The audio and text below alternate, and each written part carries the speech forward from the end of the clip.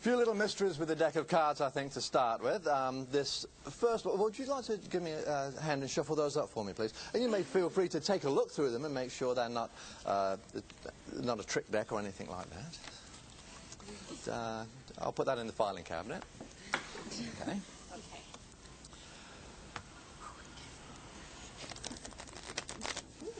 Very professional, yes. Yes, I think so. Very good. Very good. And now you're out of here. Every magician does a trick with the aces, and I'm no exception. I'd like to show you a little mystery using the four aces. Let me see if I can't find them. You didn't palm any of them out, did you? That's why you was doing that. Ah, there they are.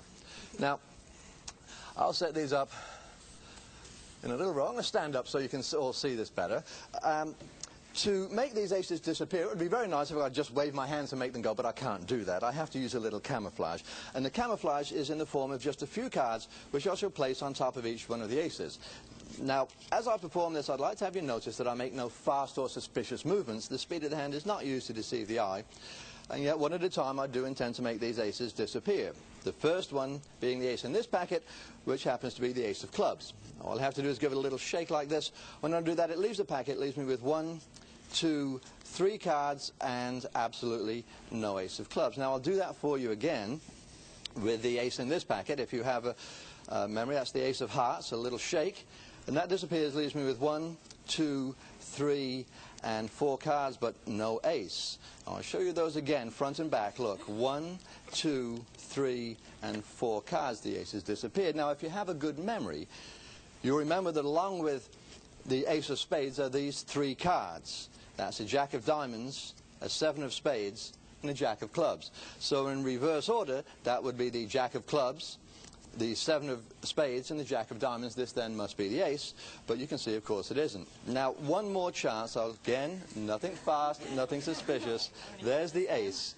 Just a little shake, and it's gone. 1, 2, 3, 4 cards. I'll show you those cards. The ace is absolutely gone, front and back. Now, those aces had to go somewhere. They obviously didn't just disappear into the air, and perhaps when you weren't looking, I managed to sneak them into the rest of the deck. And perhaps I can find them by simply spelling. In other words, if I want the ace of spades, I spell A-C-E-O-F-S-P-A-D-E-S, and I find the ace of spades. Next on the agenda is the other black card. That's the ace of clubs, and that spells with 10 letters. I know that because I counted before I came out. So I'll remove 10 cards from the top of the deck, and this then should be the ace of clubs. That's A-C-E-O-F-C-L-U-B-S, and that's the ace of clubs. Now, the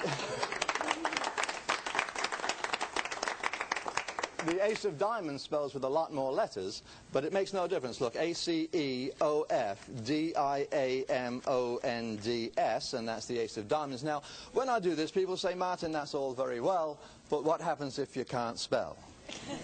Doesn't make any difference. You can count. Well, we'll take the top card, happens to be a 9, and look 9 cards away. 1, 2, 3, 4, 5, 6, 7, 8, 9. You see, it doesn't matter if you spell or count. If you do it right, you'll always find the aces.